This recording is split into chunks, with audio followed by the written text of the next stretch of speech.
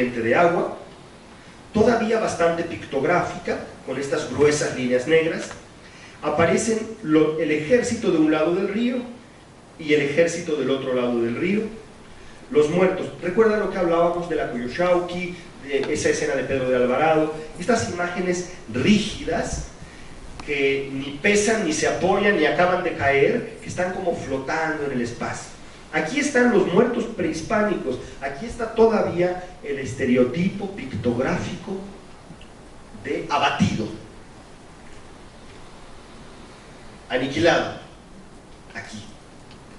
E incluso el tratamiento pictográfico es tan fuerte que, aunque ya tenemos una acuarela que nos hace una sensación como de montañita, como de paisaje, como de que aquí sí hay un espacio real, pero las cosas se muestran reacias a anclarse en ese espacio real, todavía tienen un comportamiento pictográfico, y entonces el escudo y el macuahuitl de esta espada de obsidianas están también, como los mismos personajes, en una colocación indiferente al peso, indiferente al lugar.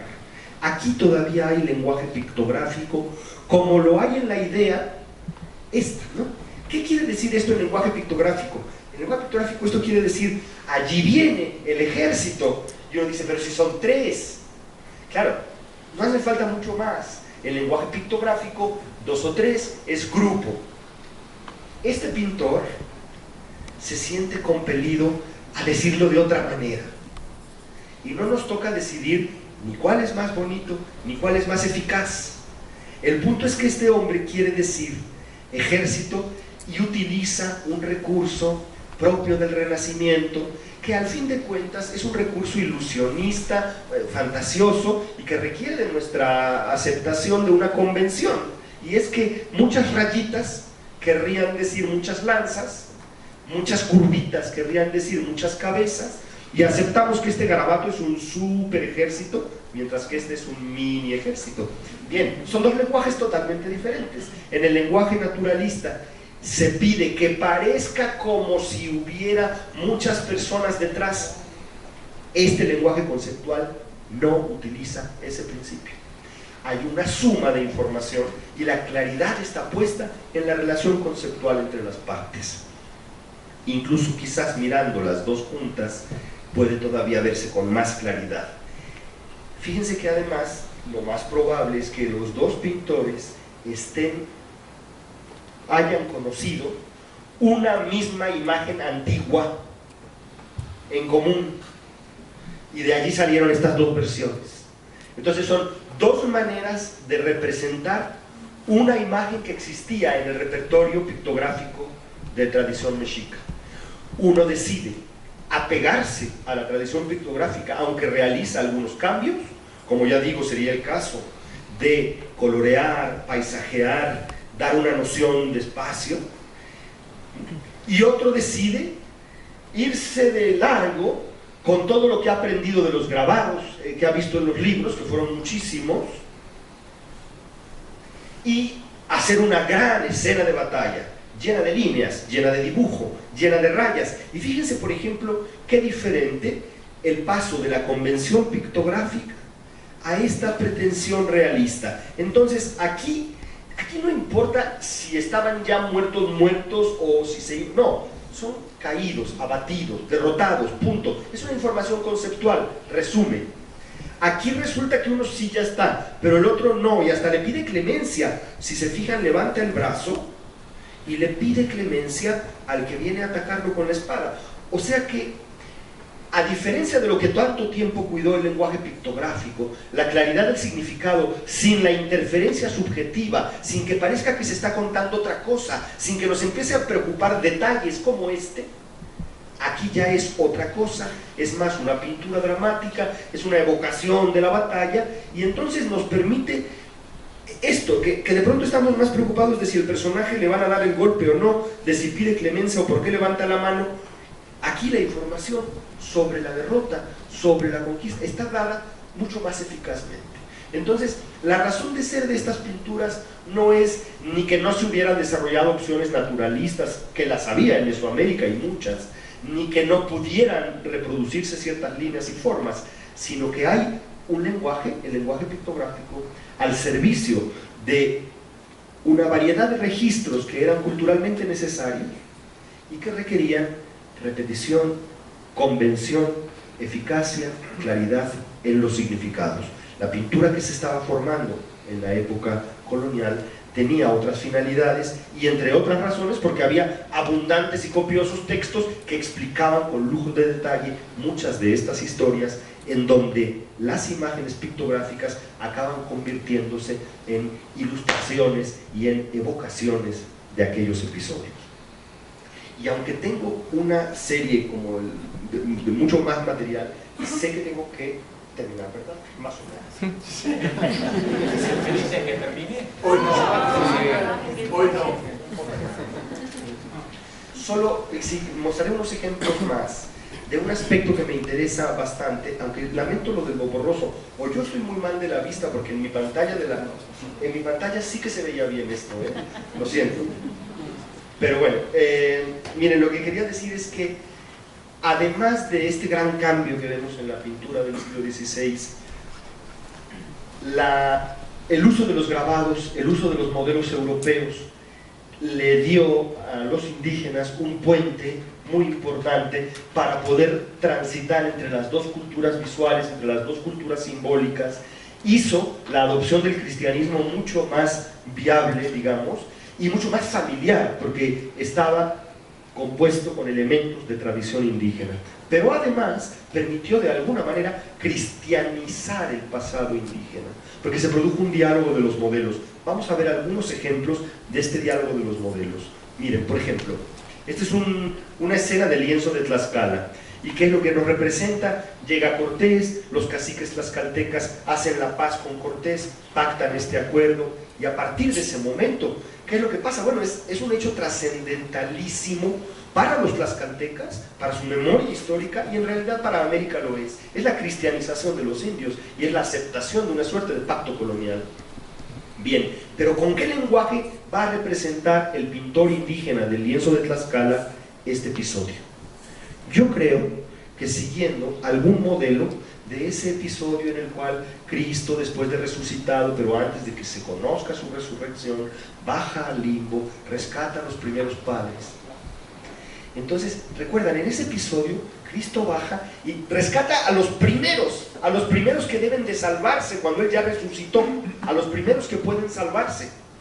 Bien interesados, los tlaxcaltecas construyen un lenguaje de primacía, colocándose ellos como los primeros que deben salvarse cuando este Hernán Cortés Jesús toma de la muñeca al cacique del mismo modo que toma Jesús resucitado a los primeros padres para sacarlos del limbo, que en efecto es una metáfora que puede aparecer en alguna de las visiones de el mundo sin el Dios verdadero en el que vivíamos antes de la adopción del cristianismo, asunto que saben que para los tlaxcaltecas fue una cosa muy importante afirmar.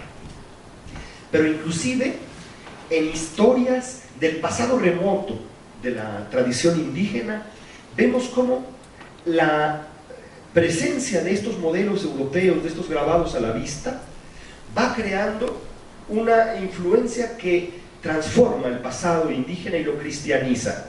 Esta es una escena del Códice Azcatitlan, que verán luego con mucho más detalle y espero que con fotografías o con una gran definición, porque Federico Navarrete va a hablar del Códice Azcatitlan, entonces verán esta lámina con mucho detalle. A mí lo que me interesa de esta lámina, en especial, lo que siempre me ha interesado, es que en ese paso por las tierras áridas del norte que vienen en migración los chichimecas, tengamos esta espléndida palmera aquí y esta otra palmera acá. Palmeras inopinadas para Zacatecas o para Guanajuato, pero verosímiles en un paisaje como estos que tenemos aquí. Estas son Biblias del siglo XVI que estuvieron en conventos mexicanos. ¿Y qué es lo que representan estos pasajes? La salida del pueblo de Israel, que en su peregrinación en el desierto encuentra un descanso y un respiro cuando pueden detenerse en un oasis. Y el oasis, por supuesto, se representa con las palmeras, mientras los israelitas aparecen levantando sus tiendas de campaña para descansar. que es exactamente la idea de este pasaje del Códice Azcatitlán, que ya habían iniciado la migración y a lo largo del cruce del desierto encuentran un punto en el que van a descansar, tienen agua y allí levantan sus casas. Nada más que como está vivo el lenguaje pictográfico, pues no son desde luego tiendas de campaña ni casas deleznables, sino que en este campamento lo que vemos son pictogramas para casa, lo que en náhuatl diríamos cali, el pictograma repetido para indicar asentamiento, establecimiento, construcción. Pero, obviando el asunto del lenguaje pictográfico, lo que tenemos es lo mismo, es decir, en el paraje de las palmeras, donde hay agua, levantaron sus casas para descansar. ¿Qué es lo que están haciendo? Esto es posible porque están viendo modelos, porque están viendo estas imágenes que les permiten ver qué cosa es un oasis, qué cosa es los israelitas, qué cosa es su migración, etc. Los grabados, que fueron una pequeña ventana al mundo de la tradición plástica y visual occidental que pudieron tener a su alcance los artistas indígenas. Y entonces al aplicarlo también lo que están haciendo es una transformación, una visión de su propio pasado como pasado bíblico. Nosotros también somos peregrinos en busca de la tierra prometida, lo cual además era absolutamente cierto. En la enseñanza misma de los religiosos se pretendía que los indígenas se sintieran plenamente dentro del programa universal de salvación y por lo tanto, igual que los hebreos del Antiguo Testamento, ellos también eran un pueblo más en busca de la tierra prometida y de la salvación definitiva. Hay otros casos como este, por ejemplo, aquí tenemos otro relato de la migración en el llamado Codex Mexicanus, en donde después de la salida de Aztlán empezamos a ver año con año cómo avanza el grupo, pero lo vemos a través del teomama. Ya ven que aquí hay varios teomama, ¿no?, que llevan el bulto sagrado a la espalda, pero además me llamó la atención que en este documento, aparte del bulto sagrado, trae este bastón como con ramitas tronchadas, como con ramitas cortadas. Y luego cuando ya vemos al teomama solo en los años posteriores, sigue llevando el bastón. Fíjense que en este caso inclusive ni siquiera le representaron el bulto sagrado, pero ¿qué es lo que tenemos aquí? Cuando se representa en este ánimo pedernal al teomama, o sea, al líder espiritual del grupo, lleva el tronco con ramas tronchadas, pero además levanta la mano de una forma un tanto curiosa, como si levantara un puño, ¿no? O como si sujetara algo, y además voltea la cabeza para atrás. Esto me hizo buscar algunos modelos, y aunque no he dado con un grabado de 1500 y pico de la segunda mitad del siglo XVI que eventualmente pudiera haber servido como modelo para los artistas que ya en el siglo XVII representaron esa escena que acabamos de ver, no, perdón, este es de los años 70, 80 del siglo XVI. Sí tenemos escenas muy claras. Miren, por ejemplo, este es un San Cristóbal de Tlatelolco y este creo que es de Xochimilco, ¿no? Son representaciones del gigantesco San Cristóbal, y lo que tiene San Cristóbal es un tronco con los tronchos, las ramas partidas, y voltea porque está hablando con Jesús. ¿Por qué voltea? Pues porque está hablando con Jesús que viene cargándolo en hombros. Aquí está otra vez, San Cristóbal siempre voltea, porque se le representa en el momento en el que habla con Jesús. Entonces voltea, y la razón por la que voltea es porque está Jesús. Y lo que lleva en la mano no es un bastón pulido, sino un tronco, por eso se ven ramas cortadas. Muy probablemente lo que tenemos aquí es una asimilación del concepto de San Cristóbal al teomama. Además con bastante sutileza lingüística, que siempre existió porque eran traductores expertísimos, puesto que tienen que estar todo el tiempo entre el español, el náhuatl y el latín, y a veces algunas otras lenguas, como el mixteco. Entonces, pues es necesario. Cristóforo, bueno, finalmente es el que carga a Cristo, así como teomama es el que carga a Dios.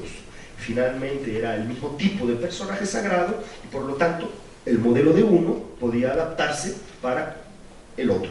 No, y esto ocurre en una pictografía en la que todavía están vivas convenciones, pasajes enteros de relatos antiguos, pero con posibilidades de adaptación como la que acabamos de ver. Y déjenme ver así como para terminar, podría ser por ejemplo este caso, cómo evocan los indígenas la ciudad de Tula, en este caso una de las Tulas, la llamada Tolan Cholula. Pues a mediados del siglo XVI tenemos todavía la convención pictográfica de la plataforma y este dintel de madera, pero hacen un tratamiento curioso en el cual meten 3 arcos, lo alcanzan a ver. O sea que es bonita esta yuxtaposición porque nos habla de la coexistencia ya de los 2 elementos, el de la tradición pictográfica y uno que viene de acá, que viene del grabado europeo. En la tradición pictográfica la solución pues es el dintel de color cafecito que muestra la entrada del templo, y aquí los 3 arcos de la entrada de Jerusalén.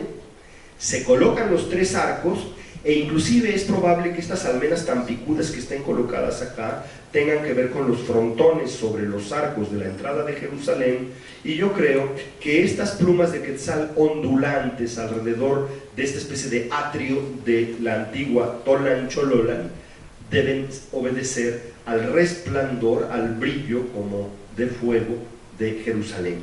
Parecería que están evocando su propia Tula en términos de Jerusalén. Es una historia larga y compleja, pero lo que sí puedo decir es que constantemente aparece. Los frailes, para explicarles a los indígenas qué cosa era Jerusalén, les dijeron, tiene tal, tal y tal, mira, esta es magnífica como Tula. Pero años después, cuando otro fraile les preguntó, ¿y cómo era Tula? Y entonces le dicen, bueno, pues es más o menos como tu Jerusalén, y al final acaban cruzando la información, porque como cualquier analogía, pues se puede cruzar en cualquiera de los 2 sentidos. En fin, esta manipulación de los grabados, a veces preservando convenciones, a veces adaptando convenciones y absorbiendo elementos de tradición cristiana, fue parte de ese proceso en el cual se transformó un antiguo, secular lenguaje pictográfico en pintura. Y esa convención que creaba una fórmula para la figura humana, el sacerdote, la ofrenda, etcétera, como la veíamos en el Códice Nuttall, transita hacia este tipo de representaciones que hacen los propios indígenas una vez que se han interiorizado de todas las enseñanzas de las escuelas de artes y oficios, que han visto modelos europeos y sobre todo que se han desprendido de la obligación original de los códices, que era cifrar, registrar, construir en un lenguaje pictográfico. Y ahora lo que se hace es, por ejemplo, evocar la grandeza, el lujo, la belleza de Nezahualpilli. Muchas gracias.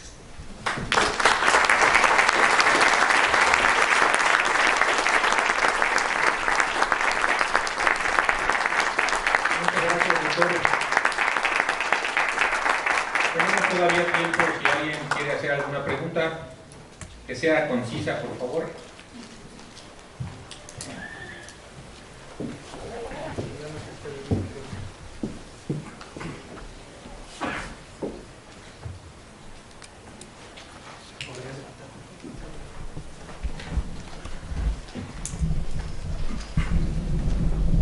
Buenas tardes, mi nombre es Mario Espinosa. La pregunta es si hay algunos símbolos que puedan leerse o tuvieran diferentes lecturas en la misma escena.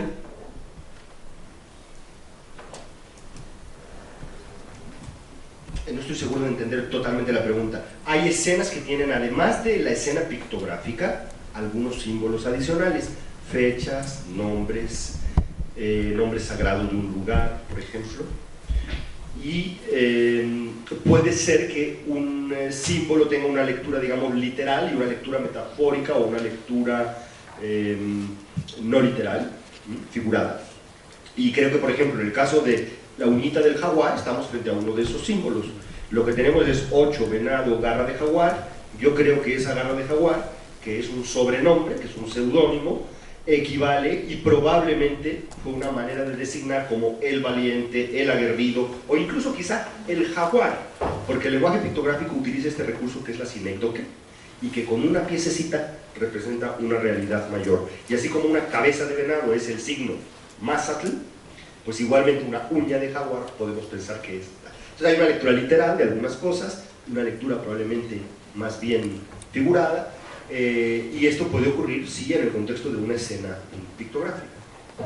Por ejemplo, en la piedra de los Olmos, ¿no? Las serpientes que lo rodean. Podemos hacer varias lecturas de ella, por ejemplo, ¿no? Evocando a Quetzalcóatl, por ejemplo, evocando a la misma serpiente, al crótalo, ¿no? Su forma de redondez que se encuentran ambas, pues nos podría indicar el tiempo mismo, ¿no? Sus 10 escamas, ¿no? Implica que una misma figura nos puede dar un sinfín de lectura sin necesidad de pasar a otra. Yo estoy de acuerdo, nada más que haría la siguiente salvedad. Creo que muchas imágenes, y especialmente imágenes religiosas, tienen varios niveles de significado, porque además se refieren a contextos y aspectos distintos de los dioses y de los fenómenos que tratan. Y podemos destacar uno u otro, y entonces el significado cambia. Lo único que es muy importante cuando nos acercamos todos a las imágenes del mundo prehispánico, a las imágenes del mundo indígena, es limitar al máximo la especulación, de manera que sea lo que la documentación, las versiones que conocemos nos permiten identificar, para no atribuir en exceso significados que a veces nos imaginamos los hombres del siglo XXI mirando aquellas cosas, pero bueno, hay rutas de estudio que permiten desentrañar con más certeza significados antiguos, claro que sí. Gracias, es todo.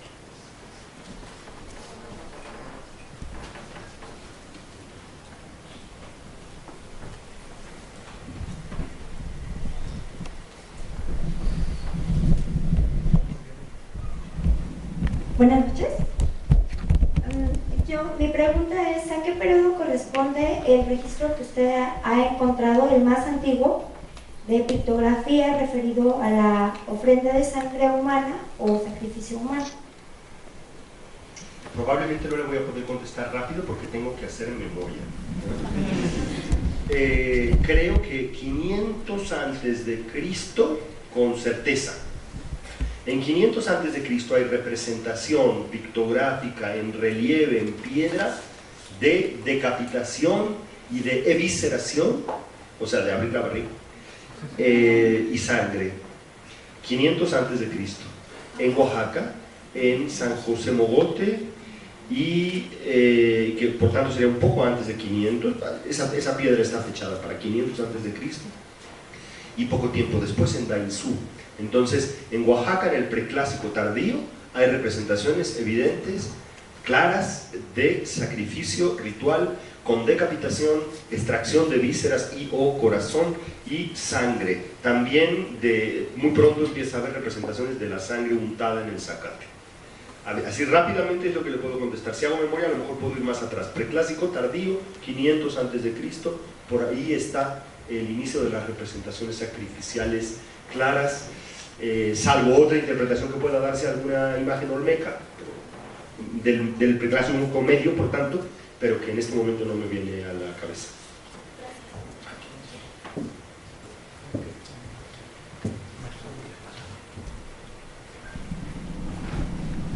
Bueno, muchas gracias, por supuesto, por la gran exposición. Yo quisiera preguntar dos cosas. Una es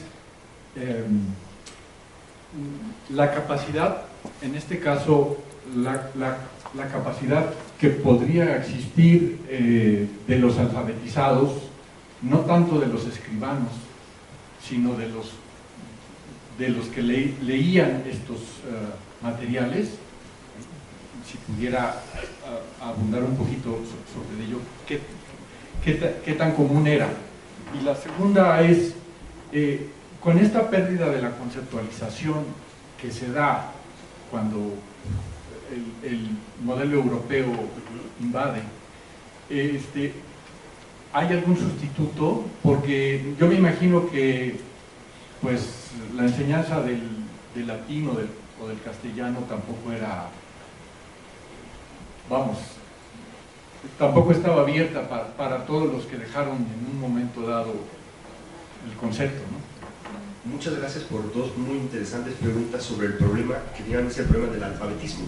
El problema del alfabetismo antes y después de la conquista y la magnitud del fenómeno del alfabetismo o de la alfabetización.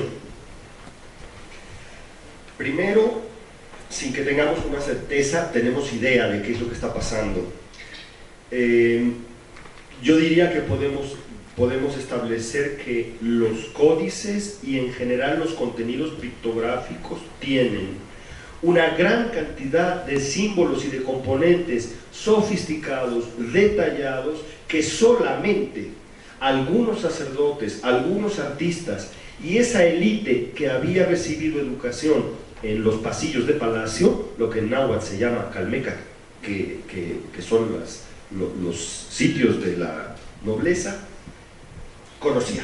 O sea, ahí hay un lenguaje altamente cifrado que el día de hoy no hemos alcanzado en un alto grado a descifrar tampoco. El códice Borgia yo creo que sigue siendo todavía bastante misterioso, por ejemplo, ¿no? Es un códice ritual, astronómico, con adivinación.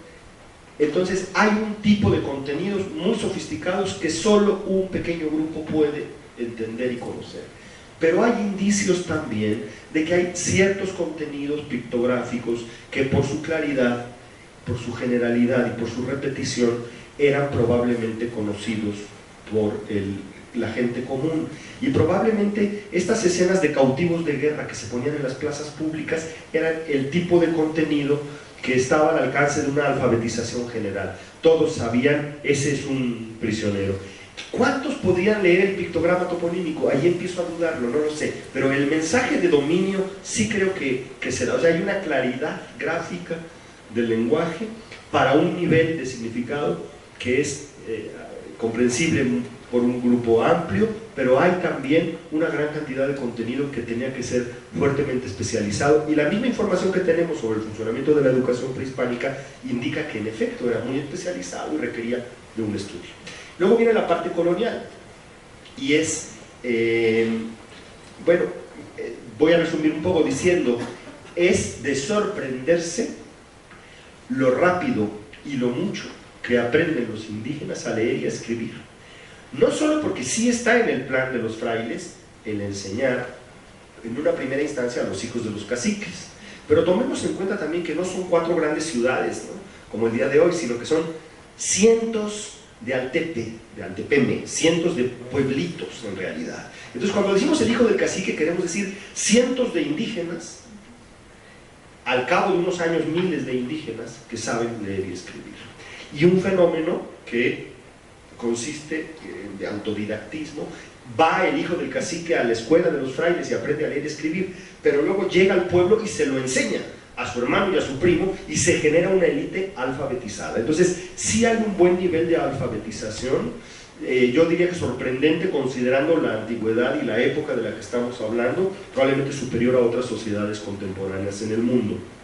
Entonces, sí es verdad que muchos de los tlacuilos, que son escribanos y que saben todavía pictografía, pueden alternar los dos lenguajes y que mucho se puede escribir. Y es una realidad que en los tiempos que se están haciendo estas cosas, también se están escribiendo las crónicas de las historias propias.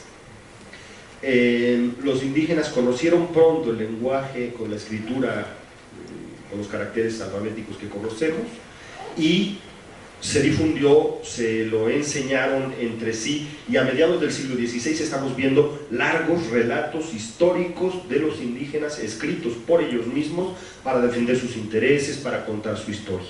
Y seguramente que esto les permitió ver la eficacia narrativa de esta escritura, y por lo tanto aceptar un cierto papel secundario o no tan necesario del registro pictográfico, aunque lo siguieron manteniendo por razones simbólicas también y de la fuerza expresiva de algunos de las composiciones y de los temas. Entonces, aunque podían relatar por escrito la historia de la fundación, pero era indispensable esa imagen de la cueva y del águila, porque es la gran escena de la fundación.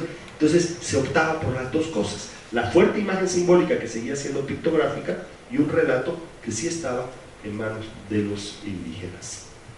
Luego hay cosas que se dicen en las fuentes coloniales que es muy difícil saber exactamente cómo era y qué quieren decir. Por ejemplo, cuentan los franciscanos que los indígenas acostumbraban a, y esto lo digo por el dominio de ese stock básico de lenguaje pictográfico muy popular, muy generalizado,